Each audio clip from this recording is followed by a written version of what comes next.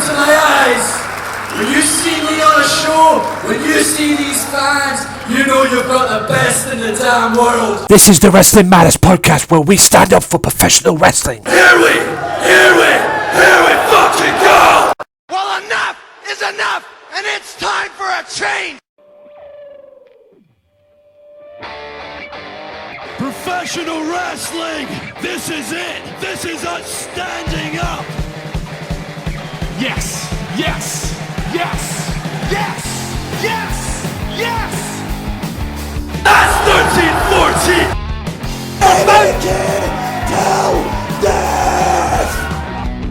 Dina, I am the best in the world. 'Cause that's the bottom line. 'Cause Stone Cold said so. Ladies, gentlemen, boys and girls, and whoever else is listening to this as well, wrestling fans all over this beautiful world we live in. My name is Anthony Walker, the HEAD, back with you for another episode of the Wrestling Matters podcast. And I have a guest today, but we'll get to that in a second. Today it's going to be a little bit different than normal, guys. We're going to talk Raw, Smackdown, and Clash of Champions as well. We're going to build that hype for Clash of Champions as this is going out on the 26th. Clash of Champions was yesterday. You know what happened, guys.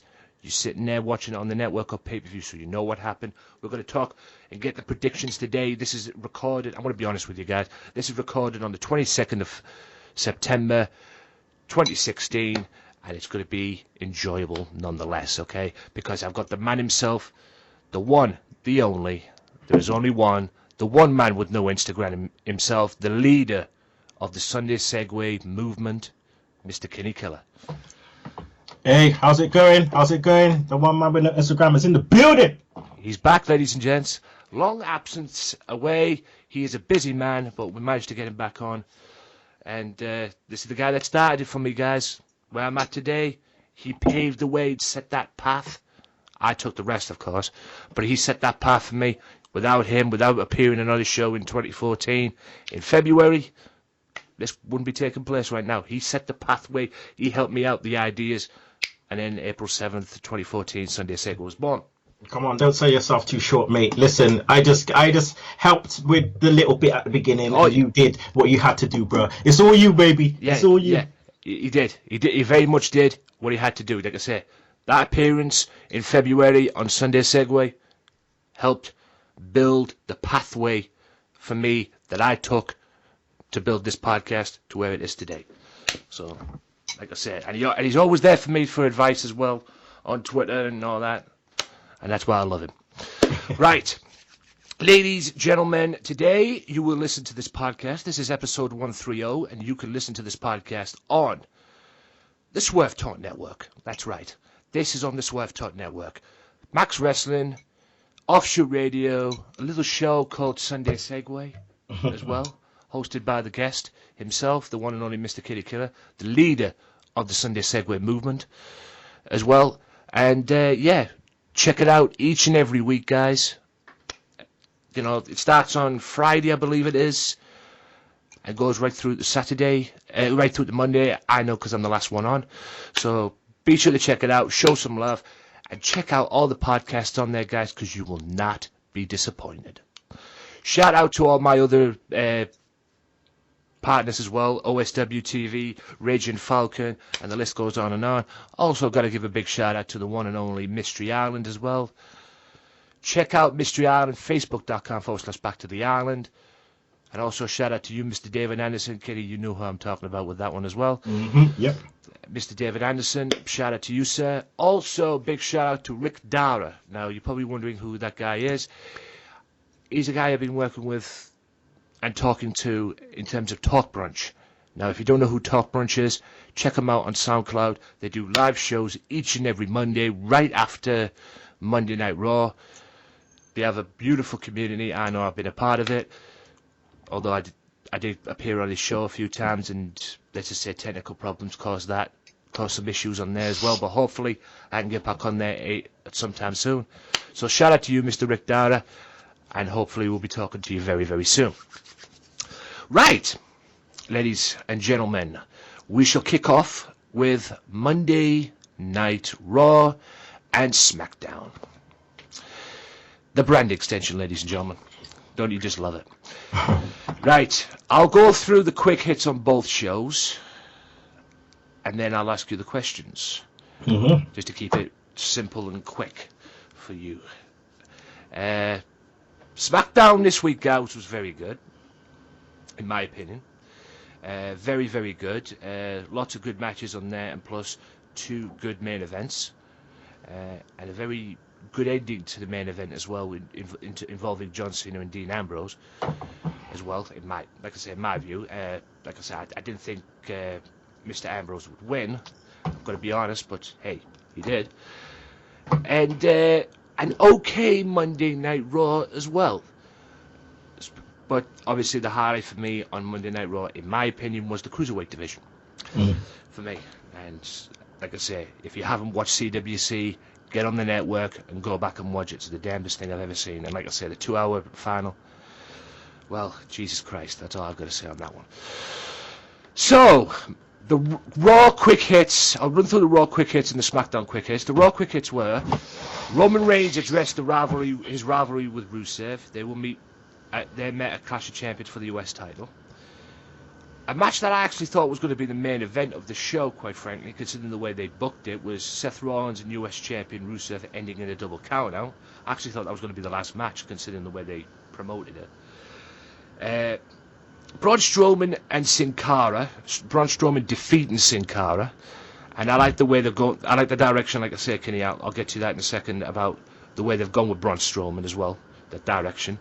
The Women's World Champion Charlotte and Dana Brooke defeat Sasha Banks and Bayley. Oh joy. Bo Dallas. Oh god. Gary beats Gary Graham, doing what they're trying to do with Nia Jax and Braun Strowman, and doing a very bad job of it too, I might add. Cesaro equalizes in the best of 7 series tie 3-all. Very predictable that seems to be. Raw Tag Team Champions New Day, Sami Zayn, Enzo Amore and Big Cass defeat Chris Jericho, Luke Gallows, Carl Anderson and the Shining Stars. The highlight of Raw, in my opinion, Brian Kendrick defeating Grand Metalik, Cedric Alexander and Rich Swann to become the #1 contender for the WWE Cruiserweight Championship and got a shot at Clash of Champions.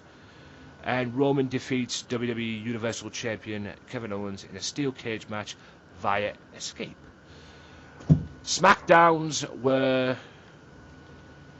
Things turned violent in the contract signing for the women's title match at No Mercy. The Usos defeat American Alpha to become the #1 contenders for the SmackDown Tag Team titles. With Jack Swagger at ringside, Baron Corbin beats Apollo Crews. Intercontinental Champion Miz defeats Dolph Ziggler in what was an epic match, picking up where they left off from the pay-per-view. Randy Orton defeats Eric Rowan, and yes, he was on the receiving end of some more mind games from Bray Wyatt. Nikki Bella and Naomi defeat Natalya and a heel Carmella via disqualification. And the main event itself, Dean Ambrose defeats and pins, you heard me, John Cena in the main event, and AJ Styles comes out and attacks him, and Daniel Bryan makes the match for next week, which is AJ Styles defending the WWE Championship against Dean Ambrose in that 101 rematch, as he was promised. So, we'll start with Raw first, and then we'll get to SmackDown.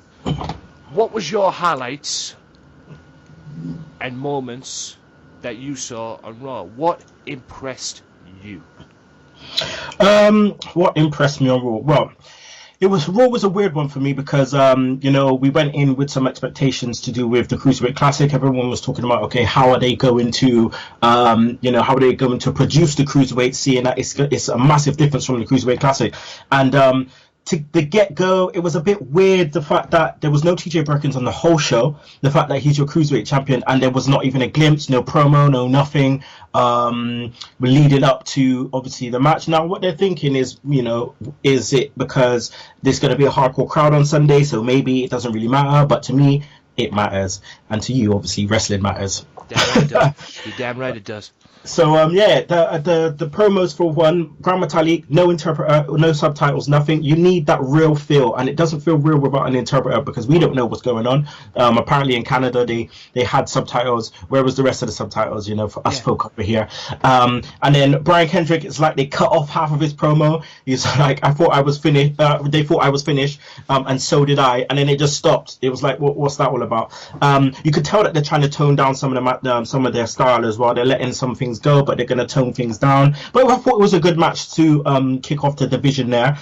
So that was one of my highlights, the fact that it was a good match for the division, even though I wish it was more of a one-on-one thing.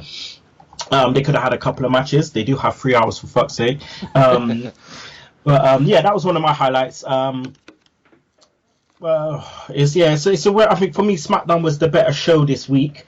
As it tells in the rating. I think it says a lot for having a 2-hour show more than a 3-hour show. Yeah, Roman Reigns. Oh God.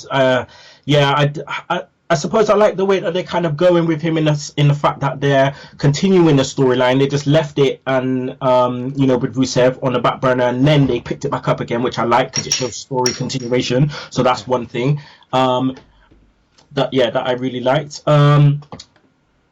Chris Jericho, he's always a plus when it comes to the show, always a plus. But the build up to that 10-man tag thing, it was a bit much. They got what they wanted out of it, but I thought it was a bit much, and only Jericho can control that bit. Only Jericho could really control that segment as he did, and I thought that was great. Sami Zayn coming out and getting one off on one Chris Jericho. The women, Charlotte, Bayley, Sasha, Dana Brooke. I thought that was done really, really well. In terms of Dana Brooke's push, they're teetering too much though with the turn. They're teetering a bit too much with it. You're either gonna do it and you start the slow build, a la Batista, and Evolution, or you just keep it as it is. You know what I mean? Yeah.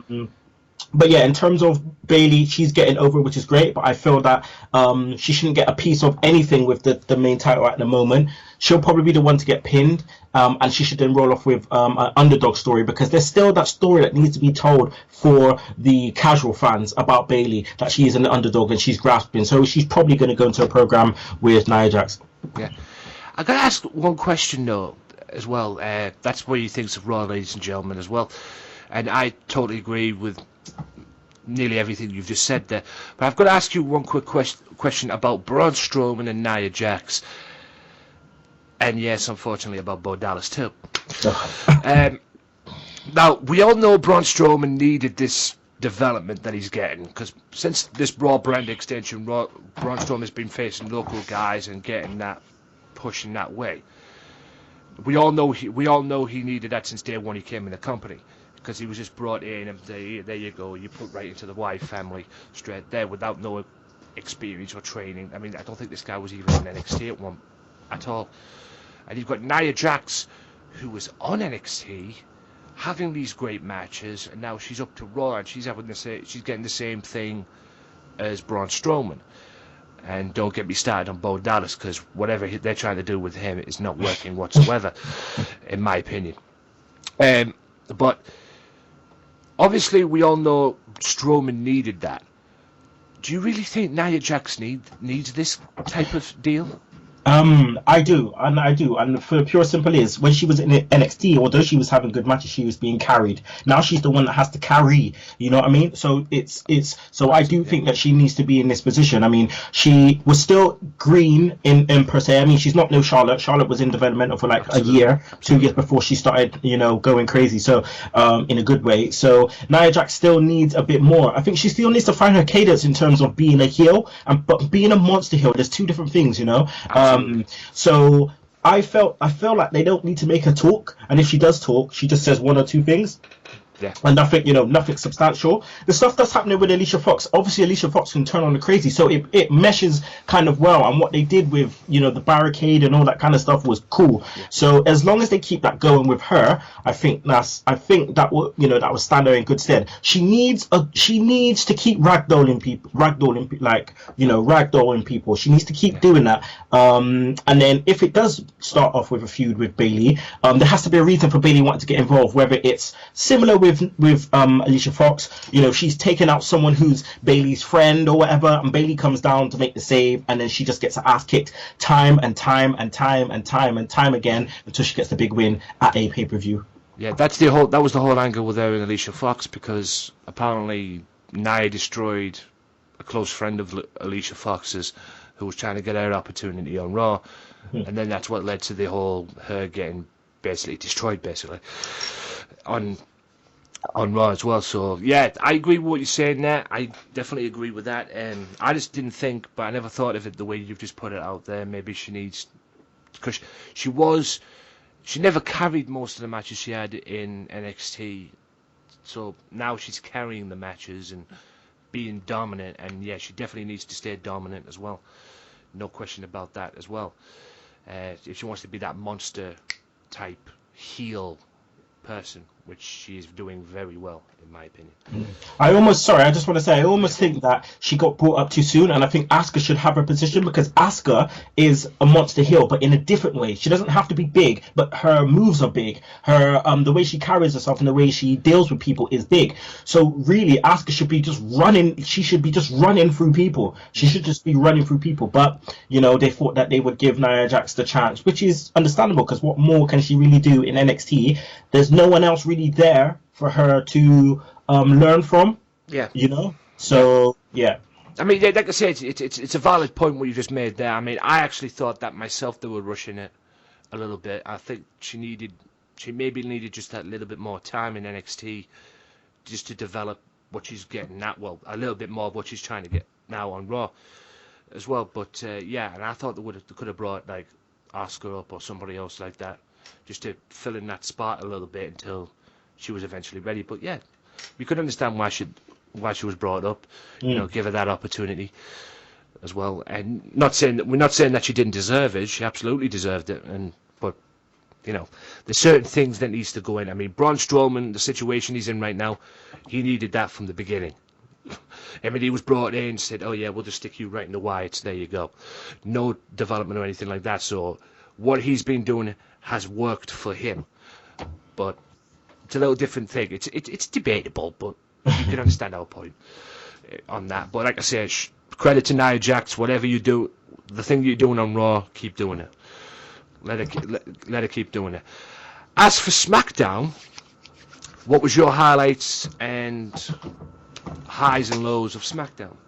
Okay, highs, Usos, bang on, absolutely bang on. The shift from being a babyface to a heel is so quick and so smooth and good. Simple things. Obviously, their attitude. Yeah. You put the grill in the mouth. Boom. You change the clothes. Boom. The Titantron. No color whatsoever. It's just standard. On top, and they just come out. Yeah, looking in the camera. What you gonna do? You know what I mean? Then and antagonizing the opponents. You know what I mean? Like, I thought their match with American Alpha was great. The story told within American Alpha and the Usos was absolutely perfect. And then for them to go into the back and go up to Rhino as Heath Slater and just be like, "Look, I'm going to smack those crackers out of you." I just thought it was just great, serious, and funny at the same time. Another highlight, The Miz. I mean, The Miz is just been great. Maurice has just been amazing, and she has helped that so much. And I feel that even though obviously he's creative and Dolph Ziggler, I feel like he's kind of being a whiny bitch by keep coming out and begging for a title chance. But they had a really, really good match, and the story being told there, especially with Daniel Bryan, the sprinklings of Daniel Bryan was great.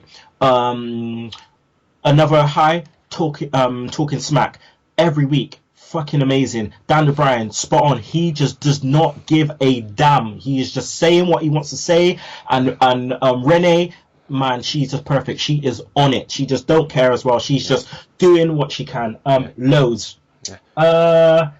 Lows for SmackDown. There wasn't many because they tried to get a more story, as much stories over as as they could in such a short space of time.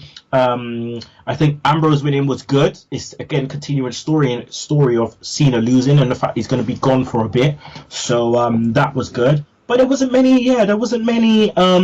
Wasn't many bad points. No Shane McMahon. That's not necessarily a bad thing. Because he doesn't need to be there every week. Exactly. The women's match, the women's bit at the beginning, I felt would maybe could have been a bit better. The interaction between the two ladies, Becky Lynch and Alexia Bliss. It's Harley Quinn. Yeah. I think the interaction could have been a bit better. But the tag match, the women's tag match, for what it was, which was basically nothing. Again, I know what they tried to do, but it just seemed a bit weird. Carmella getting on the wrong side of Natalya when they're both heels, and right. And Naomi coming out and just literally just walking past Carmella and just being like, what? She could at least try to, punch her up or something. But yeah, that's it for me. Yeah, I've been loving SmackDown since this whole brand extension started, basically. And to be honest with you, at the moment right now where we're at, I think SmackDown's number one. Hopefully... Oh, sorry to cut you off. AJ Styles is another plus. Oh, yeah. AJ Styles, best wrestler in the world today, on the mic as well. He's just, he's the face of SmackDown. He's got the championship. Whether you liked what happened at Backlash or not, at the end of the day, he won the belt. Deal with it. But yeah, he's been taken in with SmackDown. He's been taking SmackDown to a new level. Hopefully, he will retain at No Mercy. I can't see John Cena winning it, but anyway, that's a different matter. And if John Cena wins it, I don't think there'll be many people that will be very happy with that. But SmackDown's been very good, and up until the point we're at right now, I think SmackDown's been knocking it out of the park. Don't get me wrong, Raw's been good as well, but it needs to improve. And like Kinny correctly said, 3 hours, it's too much. And I will keep on saying that. It is up for debate as always, but at the end of the day, I always thought that these two shows should be 2 hours apiece, to be honest. SmackDown at the moment right now, because it's 2 hours, it's not shoving things down our throats every week. Not that Raw's been doing that anyway, but it's not shoving things down our throats every week. It's a 2 hour show, nice, clean, crisp, and I'm loving it. And Raw has been good. But 3 hours, like I say, that needs to change. Or they need to find something that can work in, or that can help develop the 3 hours. Like Kinny correctly said, they made a 4-way match with the cruiserweights. They could have had 2 matches, 2 one-on-one matches. Or maybe have a little tournament, have 2 one-on-one matches with the opponents, and then put the final match maybe on the kickoff show as a start. Keep the cruiserweights away from the kickoff shows and pay-per-views, and then put for this once, just put them on the kickoff show. Have whoever won that match, and then whoever won that match goes to face TJ Perkins. Give them more time on Raw, because that's what's going to be needed if they're going to fill in a 3 hour show. Because that's what the cruiserweights are on Raw for, to hopefully boost up the ratings a little bit on Raw. Because if that's not going to work, then Raw's going to be falling way behind in the ratings. And it's, from what I've read anyway, it seems that they're doing that anyway, but only just though. So, yeah, Raw, SmackDown, I've loved it. Do you think these 2 pay-per-views a month could work? Or is that too much too soon?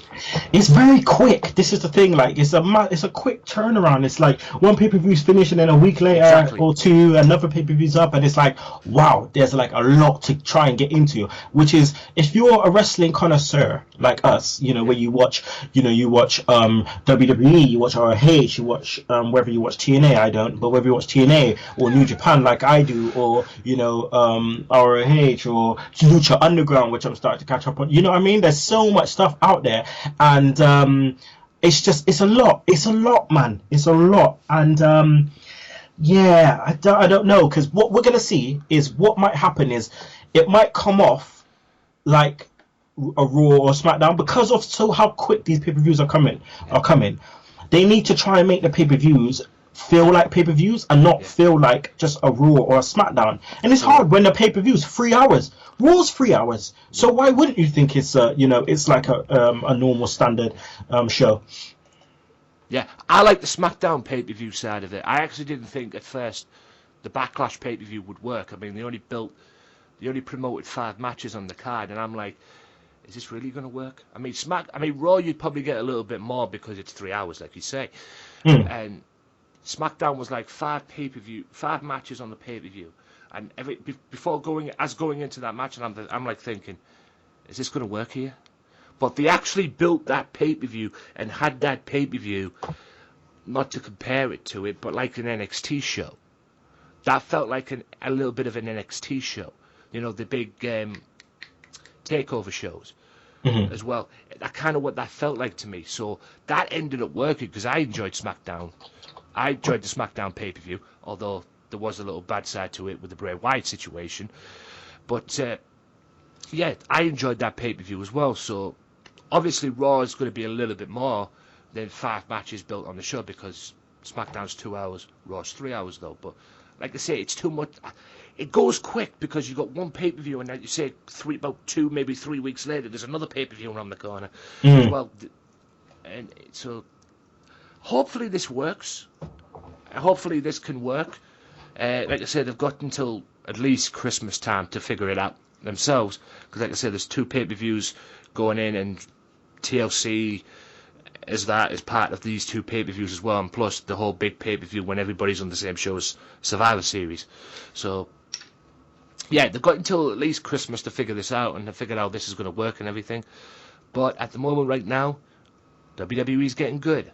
There's still a lot of work to do, but I'm enjoying it. I'm not complaining. So yeah, that is Raw and SmackDown, guys. Hope you guys enjoyed that. We're going to take a quick time out here, and then we're going to come back, and we're going to talk out. I'm going to get the predictions from the Sunday Segue leader himself on Clash of Champions. Now, like I said, guys, this is recorded on the 22nd, so you guys know what happened on Clash of Champions, and I know what happened too. I will review Clash of Champions next week, so be sure to check that out and be sure to tune in for that. But until then, I'll be back right after this quick timeout with predictions from the Kinmeister. Stay tuned. If you like the Wrestling Matters podcast, why not check out their Facebook page at facebook.com/WM podcast and like the page and show your support to the podcast that stands up for professional wrestling, the Wrestling Matters podcast. Wrestling Matters, wrestling fans. Clash of Champions predictions time, ladies and gentlemen, here on part 2 of the Wrestling Matters podcast. Right, like Kinny said before the commercial break, there's a lot more, and like I was saying as well for the commercial break as well, there's 5. There's not 5 matches promoted, there's more. So, like I say, Raw, it is a 3-hour show, Clash of Champions, taking off WCW's Clash of Champions back in the day, except this is pay-per-view. Back in the day, WCW Clash of Champions was not a pay-per-view, it was like a Saturday night's main event show. Back in the day, which was phenomenal. Hopefully this would have been phenomenal as well. So, the matches are... I tell you what, we'll start with the kickoff show. What is your prediction for the kickoff show? Let's get that out the way. Alicia Fox and Nia Jax. I'm going Nia Jax, straight down. Yeah, straight down them. Yeah, easy. They need to continue, and it needs to be a beatdown. Maybe Alicia Fox gets 1 or 2 punches, but it needs to be an absolute beatdown. And Nia Jax needs to cement this win with a finisher, an actual finisher. Yeah, she needs to definitely do that, and she needs to be dominant. Like Kinny says, she needs to definitely be dominant. Maybe Alicia getting 1, 2 punches in, getting her blows in like that, but she needs to... Basically, Nia Jax needs to just rip her apart. Basically, just destroy her. Maybe not too much destroy her, but just destroy her to prove and get her over as a dominant female. That's what she needs to do, and yeah, Nia Jax, hands down, no doubt. Now, I'm guessing, as we're doing this right now, Sami Zayn and Chris Jericho, I would like to see that as the opening match, quite frankly, but I don't think it will be, if I'm being honest. Sami Zayn and Chris Jericho, this is a tricky one for me. This is a very tricky one for me because we all know Chris Jericho's there to build people at times. Although he has been getting some good wins and had some great matches, and like you correctly said before the break, Chris Jericho is Chris Jericho. At the end of the day, he is the man. He is good for what he is at the end of the day. This is a tricky one for me, but I think Sami Zayn just might get the edge on this one. That's my prediction on that. What's yours? Yeah, I think, like you said, Jericho is there to put people over, and I mean, Sami Zayn was wronged. That's it. So he's got to get his comeuppance, whether it's now or later. But he needs to win, man. He needs to win. Yeah. So yeah, I'll give it to Sami. Yeah, and Sami Zayn's last win was Kevin Owens. That epic match he had with Kevin Owens. As well, so yeah, he definitely needs something out of this as well. And like I said, we love Chris Jericho, but yeah, Sami needs to just might edge this as well. But if somehow they give it to Chris Jericho as well, I won't be disappointed. I won't be disappointed on that one. But yeah, Sami definitely needs the edge on this one. Right, let's get this out of the way because I think it's going to be the most predictable prediction we do. Best of Sheamus series, best of 7 series. Cesaro, Sheamus. I'm going for Cesaro. I think you could see this. I think we all saw this a mile away when he went 3-0 down. He's going to make the big, huge comeback and win 4-3. Yeah. It's just, oh my God. I agree. Yeah. At the end of the day, guys, you could see this coming a mile away, and I've never cared about this.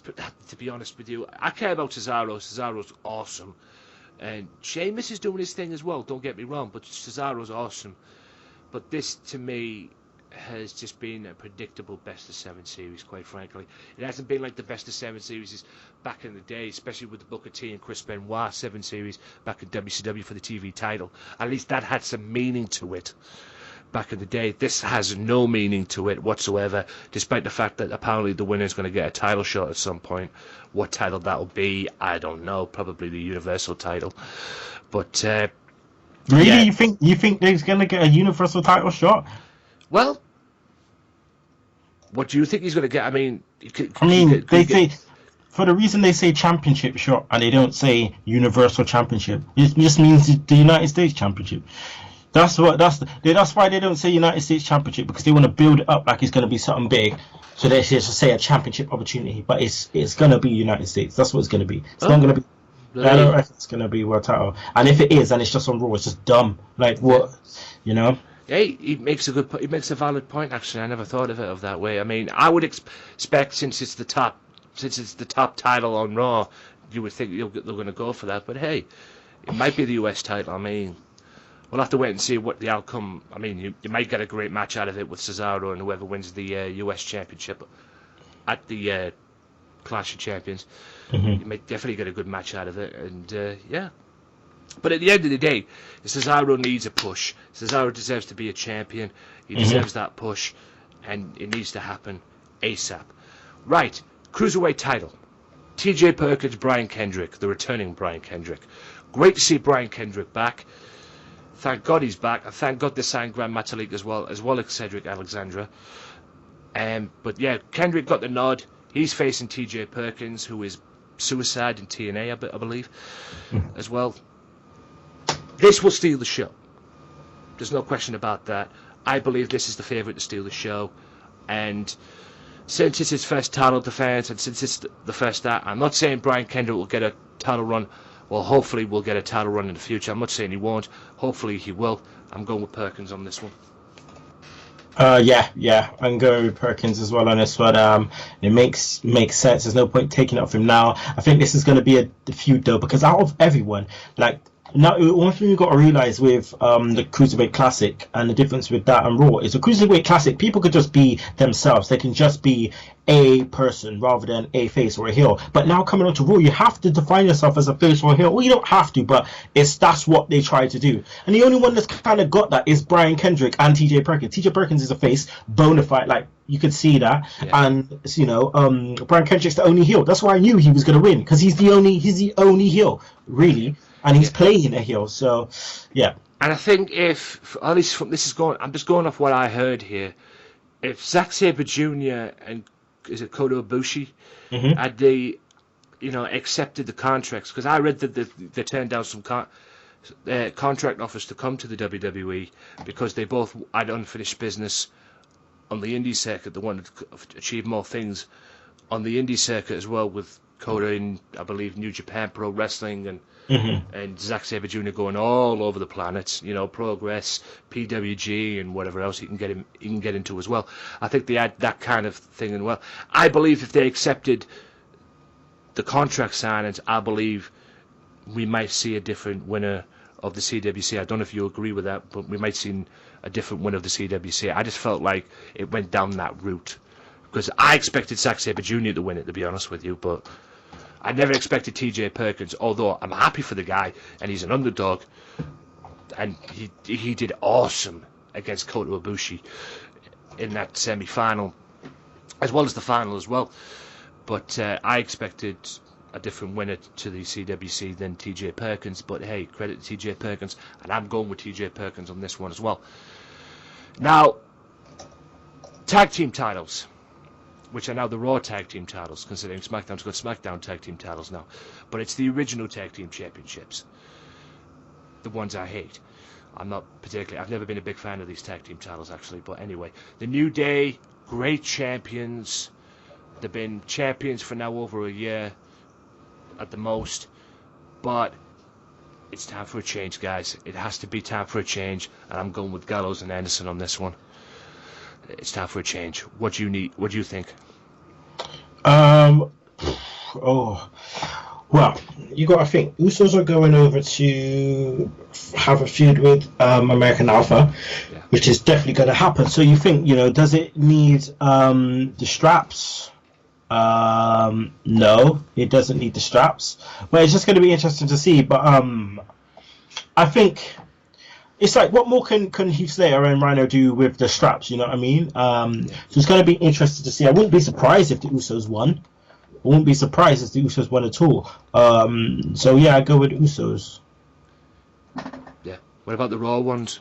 The New Day and Gallows? New Day and Gallows, I think that Uso. It is time for a change. It's just a bit weird in terms of sorry, there I went a bit off course and started talking about SmackDown just because I had that on my mind. But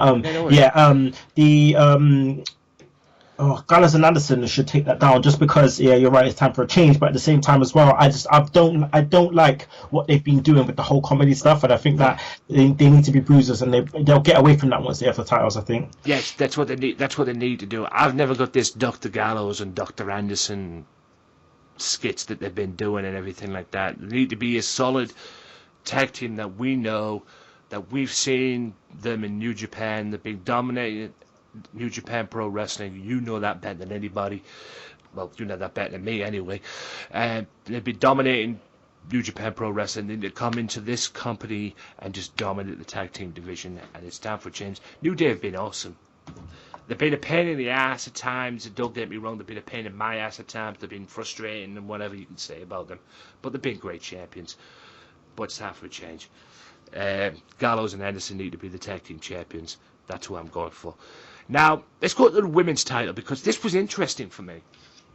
Because I read the spoilers, the predictable, or the predictions for upcoming matches at this pay-per-view. And on there it said Charlotte to defend against Bayley. Then the whole Sasha Banks thing on Raw, when she came back and cut that promo and basically owned Dana Brooke as well, and then told Miss Piggy, as she called her, to tell Charlotte that she'd be taking her women's title back. And then it got to the point where it was Charlotte and Sasha for the women's title. And then WWE stopped promoting that match, and then it all led to Raw, where they made a triple threat match with Charlotte, Dana, Sasha, Bayley, to determine the number one contender for the women's title. Sasha ended up winning that. But then this past week on Raw, apparently there was some shenanigans in the match that at least I didn't see anyway. But there was some shenanigans in the match that was caught on tape. Charlotte was desperate trying to get out of the match. Dana, like you correctly said, Dana slapping Dana. The seed's there for Dana to turn on Charlotte at some point. When that's going to happen or not, I don't know. but it's now a triple threat match. Foley made it a triple threat match involving Charlotte, Sasha, and Bayley. Who do you think's going to win this? Because I'm in two minds. I hope this is going to be a new champion. Sasha Huff.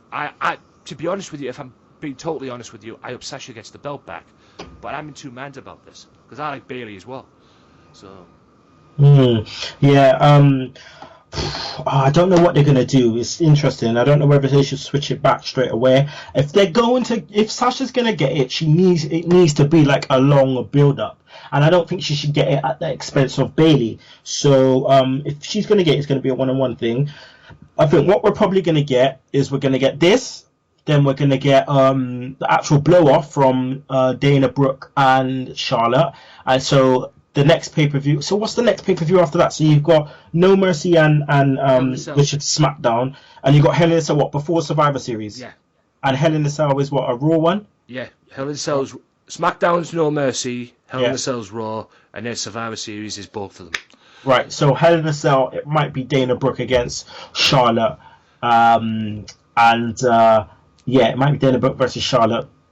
I actually would like to see that actually. But yeah, I don't know. I don't know what they're gonna do. Whether they're gonna build to Sasha against Charlotte at WrestleMania, and then Sasha takes it down at WrestleMania, because that's a long chase, and then it has a big, Yeah. I think they're kind of hitting the gun a bit too soon with the triple threat match, to be honest. With these three, because it could have been a WrestleMania match, which I thought that they were gonna go to. But hey ho. But anyway, I'm gonna say Charlotte. Yeah. Well. Like I said, I won't be surprised if Charlotte wins. I hope there's going to be a title change, but Kinny makes an iota of sense there of what's going to happen. We're probably going to see Dana Brooke at some point. It's going to be Dana Brooke and Charlotte at the rate it's going. Hopefully they pull the trigger on it, though, because like I say, it's there, like Kinny said, it's there, but then it's not, and then it's there again, then it's not. So, either one or the other, WWE, you can't have both. Mm-hmm. United States Championship, I want Rusev to retain, but I don't see this happening. I've got a funny feeling they're going to change it and go to Roman Reigns. Oh, yeah. I wish. I wish. He needs to be that dominant United States champion that he was before he jumped into Cena. I know, man. It's not going to happen, though, is it? I think you're right. I think Reigns will probably win it. Oh, but he don't need it, though. He doesn't need it. He doesn't. He doesn't need it. And they could prolong this, but... Yeah. Oh, God, yeah. It's going to be that, I'm only saying this considering what happened at SummerSlam, because SummerSlam, there was no match at SummerSlam. Yeah. And like I say, obviously, it's leading into what's going to... the inevitable of what's going to happen. That's the only reason I'm saying this. And like I say, Rusev needs to be that dominant champion that he once was before he jumped into Cena at WrestleMania. But it's not going to happen. And Rusev's great as well. He's great, but he's very much improved. He's not that Russian fake sympathizing Russian guy. He's that Bulgarian brute. He's that Bulgarian monster. But it's going to get ruined, isn't it? So. Yeah. That thing, it's just, yeah. And it's a crying shame. It really is. But hopefully we're wrong, guys. Hopefully we're wrong, but it's not gonna. It's just like, for fuck's sake, WWE. So I'm going with Roman Reigns on that one, unfortunately. WWE Universal Champion. Now this is an interesting one because I saw an article on the dirt sheets. Now you never believe the dirt sheets until you actually see it yourself, guys. And 99% of the time the dirt sheets are right. But it said on the dirt sheets that WWE were going to put the Universal Championship on Rollins after the Clash of Champions. That was what interesting. Hopefully they don't, because I want to see Kevin Owens champion a little bit longer. Yeah. Again, we all know where this is eventually leading to. It's going to lead to Seth Rollins and Triple H at WrestleMania. So I'm picking Kevin Owens. What do you think of all that? Yeah, I'm picking Kevin Owens as well. Similar thing. I think that if they are going to go the Rollins Triple H route, which means the title does not need to be on Rollins. So I think that Yeah, I think that Owens is going to win, and then I think we're going to see a build. We're going to see either Triple H get involved here, and we're going to see Triple H get involved bit by bit. So we're going to see him cost him this match. We're going to see him cost him the Royal Rumble. We're going to see him cost him a lot, and then it's going to build. He's going to build to that. There's talk of a Shield reunion, but you know, you say the correctly thing. There's talk of a Shield reunion and a build, preferably to a tag match involving Rollins, Reigns versus Owens and Triple H. Do you see that working if that's the case? Especially with a Shield reunion, considering Dean Ambrose is on SmackDown, for Pete's sake. No, I can't see it happening. Yeah, like I say, I've read that a lot lately, especially with a Shield reunion. But then again, how can you have a Shield reunion when the third member's on SmackDown, for crying out loud? It just doesn't work like that. You have to. If you're going to have the Shield reunion, have all three guys, not two guys in one thing. That will not make any of sense. But there you have it, guys. That's Clash of Champions. Now, before I get to the commercial break and we'll come back for the part 3, I've got to get this one quick question in ASAP, as quick as I can. I read last week, and I discussed this last week on the podcast, I want to get your little thoughts on it, an over-the-top WrestleMania match for WrestleMania 33 rather, which sees a fatal 4-way match involving Sting, Goldberg, Undertaker and Brock Lesnar. Is that the most over-the-top match you've ever read on the dirt sheet? Because we read a lot of things on the dirt sheet, guys, but I've never read anything like this before. What do you think of that? Because that's what was going around last week. Yeah, that's too much, man. That's definitely over the top. Yeah, that ain't never gone. No. Over the top indeed. And like I say, honestly, it's never going to happen, guys. I just want to get Kenny's little thought there. It was just what, and at the end of the day, if it was going to happen, guys, the fatal 4-way match is not going to happen Iola whatsoever. But we want one-on-one matches at the end of the day. If something like that's going to happen, fatal 4-way, no, over the top whatsoever. But anyway, guys, that was part 2 of the Wrestling Matters podcast. I'll be back in part 3 with Evren Orion part 1 interview, and a very interesting one as well, and a lot of fun too as well. He's actually a cool guy. So I will play part 1 right after this quick timeout. Stay tuned. There's only one wrestling podcast that gives you honest, uncut opinions and the most unique trivia since WWE did The Weakest Link. And the only place you can hear the show-stealing podcast promo every single week. Covering WWE, TNA, Ring of Honor, Lucha Underground. Max Wrestling Podcast is the place for you. Join myself, Evan Money Michaela, The Phoenix, and The Butcher. Sundays at 7 p.m. UK time, 2 p.m. Eastern time with your host, Danny Dangerously, on VOC Nation and the Swerve Talk Network. Go to maxwrestling.wix.com/maxwrestling or follow us at maxwrestling UK for more details. Give in to the madness.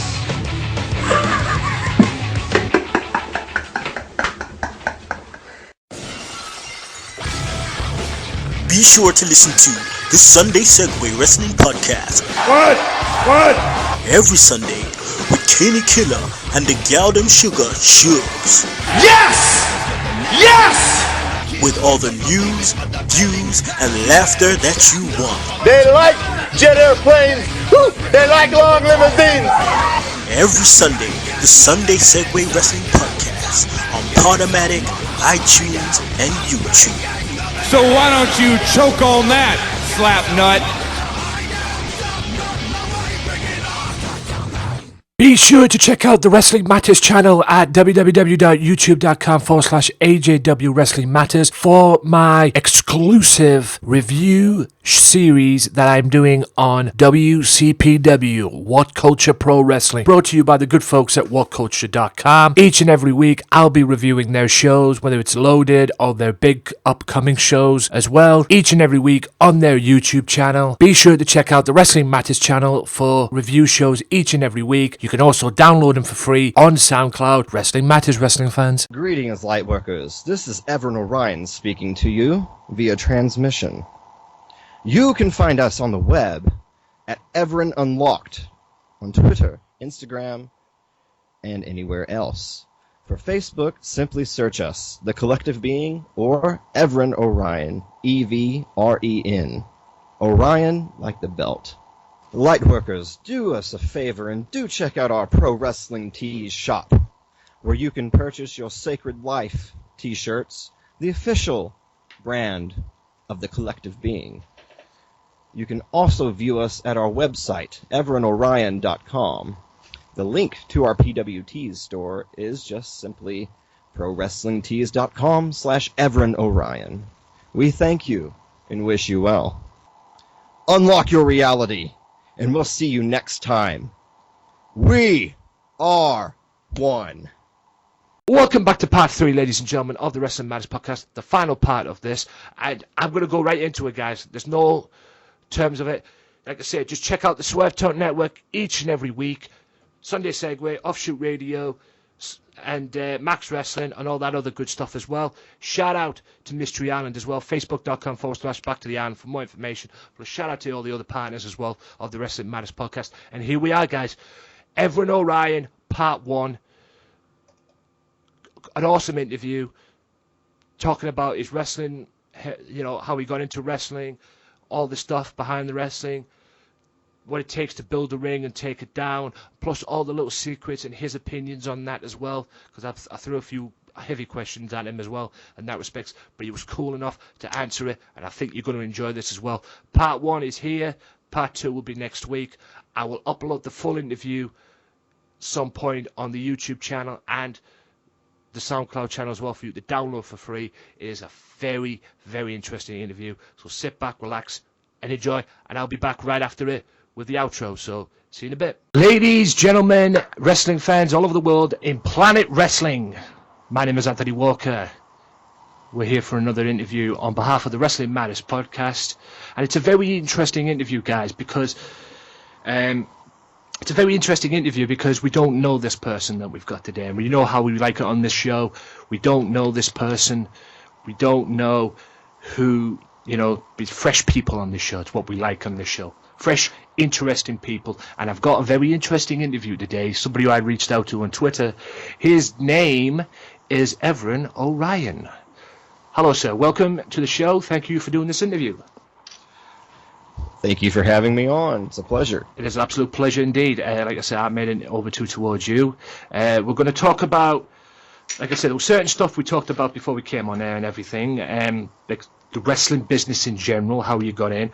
A few questions that I want to pop at you for somebody who's done wrestling training. I know somebody who's done it, who's participated in wrestling training, maybe a few shows here and there as well. But, and how things worked for you in that way compared to where I went through, so we can hopefully shot a few things and maybe share your experiences in that kind of way as well, and plus the wrestling business in general. And like I say, please, we shoot on this show, kind of like the Miz did on Talking Smack, which was like we were saying there, pure gold, pure gold, ladies and gentlemen. And like I say, I still can't believe Renee Young got involved in that, trying to stop it. Bad move. Definitely bad move. Yes, let it go. If someone's shooting, let it go.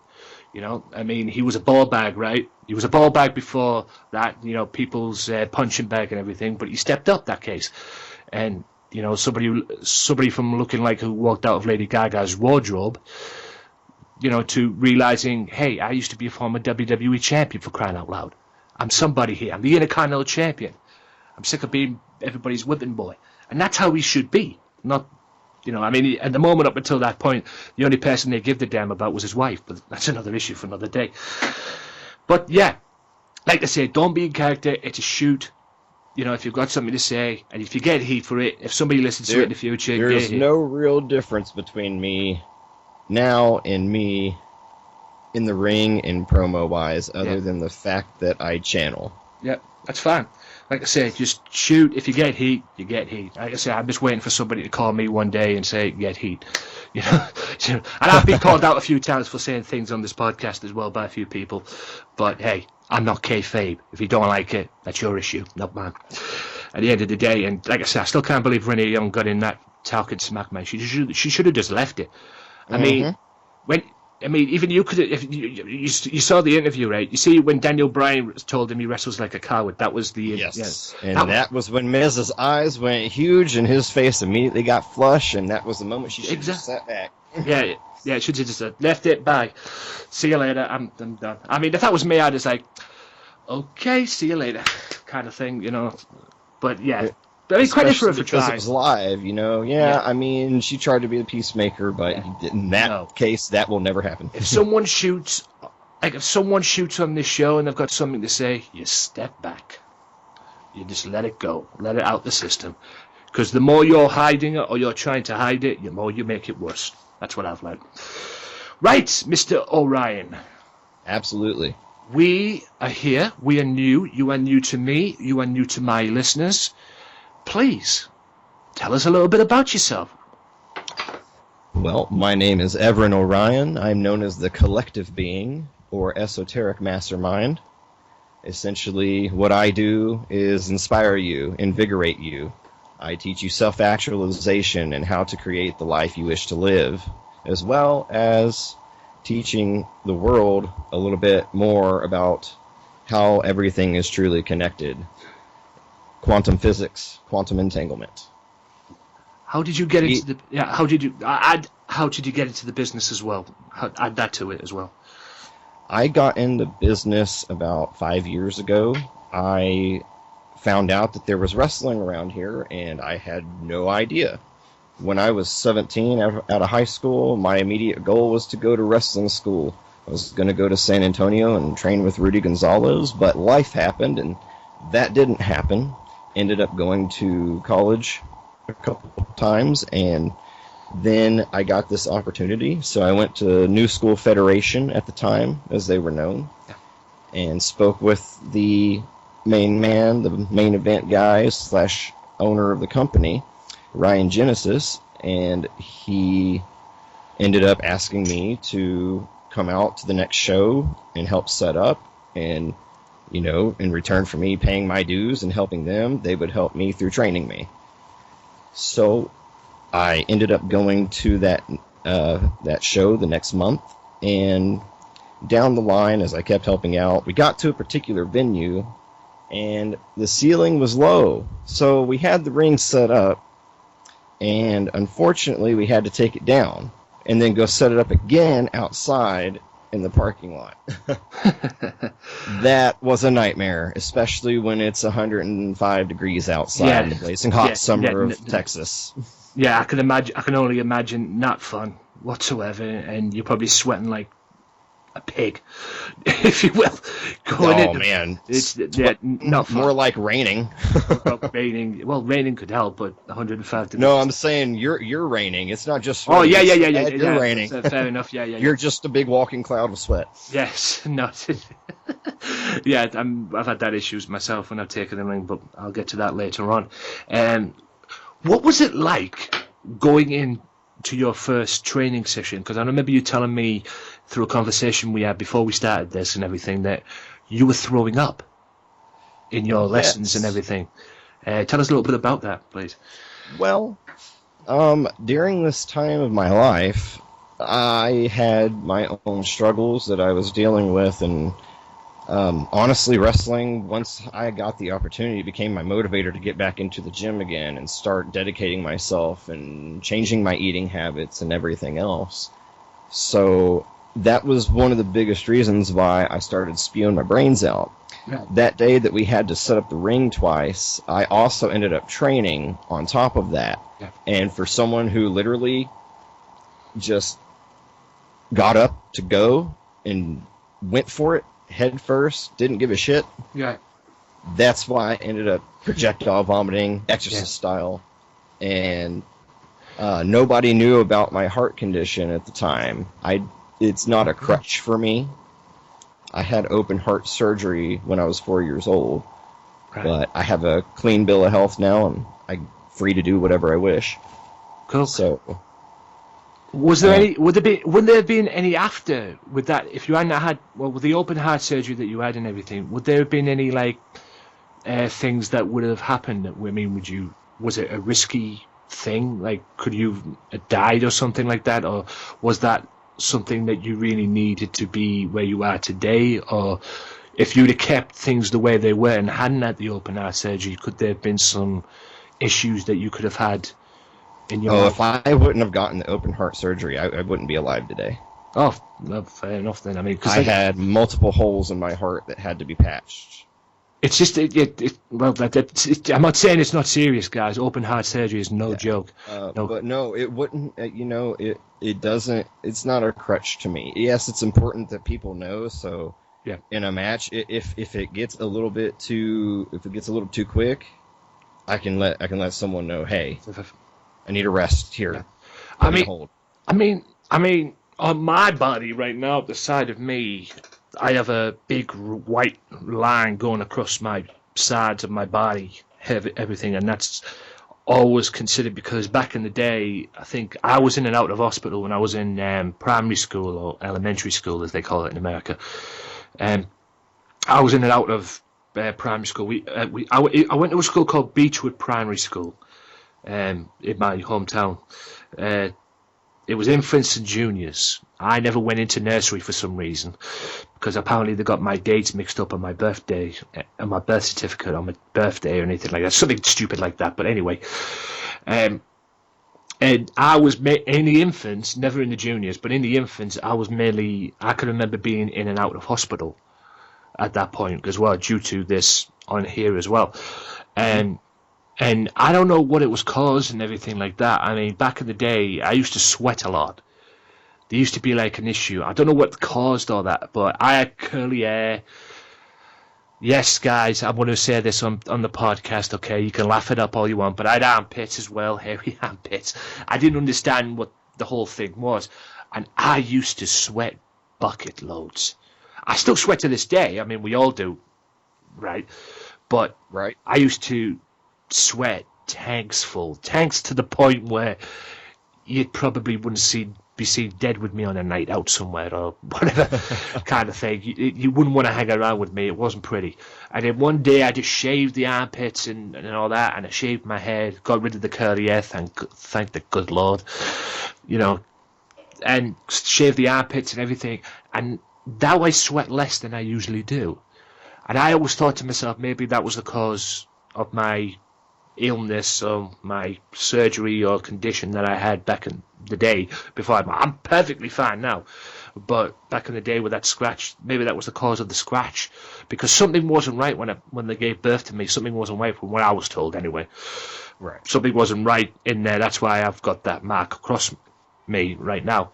And yeah, I mean, the whole conditions as well. I mean, going into when you said you were throwing up, I remember stepping into my first training session, which we'll get to in a second, because like I said, I've got some questions that I want to throw at you, considering that you've done the same as what I do. We both done wrestling training and that, and know a little bit about the behind the scenes of the wrestling business. I walked into my first training session and we ended up doing this drill that we did, which was basically I whip. The rest of the people that were there, the rest of the guys and girls that were there, they all lined up and took turns to step in the ring. I was the guy that was feeding it. And we did this drill where I whipped them to the ropes, and I believe it was they duck one clothesline and then duck the other, and they would cross-body me. I would take them, like if it was a cross-body kind of move. I'm sure we've seen it in real life, guys, where, the thing, and then the cross-body comes in and at the end of the night. I did that. Right, and I had no problem doing it, no qualms in doing it whatsoever. But like you, with the way you were throwing up, I never had any training up until that point. I didn't even know there was, like you say, I didn't even know there was wrestling training in the thing until I saw the leaflet on my shop window, on the shop windows when I walked past. I didn't even know there was wrestling in there.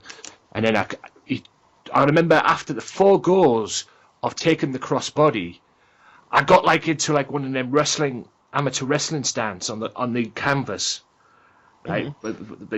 Crawled on first knees, because I had to catch myself for a minute, because if I hadn't done that, I was that close to throwing up. I was that close to throwing up at the thing, and I felt something not right in my body. I was like, "Give me 5 minutes, give me a couple of minutes, please," because you would have had a messy ring to clean up if he hadn't. Oh yeah, definitely. And he always I could hear him and his right-hand man at the time in the background saying to me, "Do you want to quit? Do you want to quit?" I'm like, "I didn't sign up to quit, you moron. You know, I came to the thing, but I've got to get my breath back unless you want a messy ring to clean up." So we ended up coming in there, and I was nowhere near the toilet. I was in the ring. The toilet was right out the room that we were training in. The toilet was right out there. So if I hadn't have done that, I'd have puked on my hand on the way to the toilet, or puked all over the ring, one or the other. So I can understand where you're coming from in that way. And we're back, guys. Hope you guys enjoyed that. Part 2 of that is next week. But there you have it, guys. That's the end of the podcast. That is the end of the Wrestling Matters podcast, guys. Hope you guys have enjoyed it. And this is where I step out and let Kinny tell you where you can find Sunday Segue and Sunday Segue TV as well on this beautiful social media platform. Enjoy. Here you go. So you can find us as at Sunday Segue, Segue spelled SEGUE. You can find me at Kinny Killer. That's at Kinny Killer. That's KILLA. You can also find my partner in crime, Mr. No Shady Tom Brady, TB_940. So make sure you check that out. Also check us out at Sunday Segue podcast.wix.com/Sunday Segue. We're on every Sunday on Podomatic, YouTube, iTunes, OneWrestling.com. Also, where you can find Sunday Segue TV, where we give you the best in New Japan Pro Wrestling. And yeah, just make sure you check us out. This week we've got we're going to be looking at the New Japan Pro Wrestling Destruction cards, so make sure you check out Sunday Segue TV for that. And we'll have professional wrestler Mark Lugo, aka Lugo Ray, on the show this week on Sunday Segue, so don't you miss it. Yeah, be sure to check it out, guys.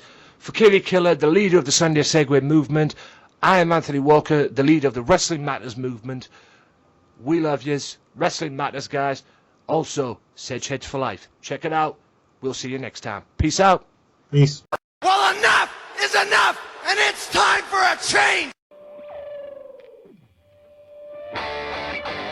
Professional wrestling, this is it. This is us standing up. Yes, yes, yes, yes, yes, yes. That's 13-14. Make it till death. Dina, I am the best in the world. Cause that's the bottom line. Cause Stone Cold said so.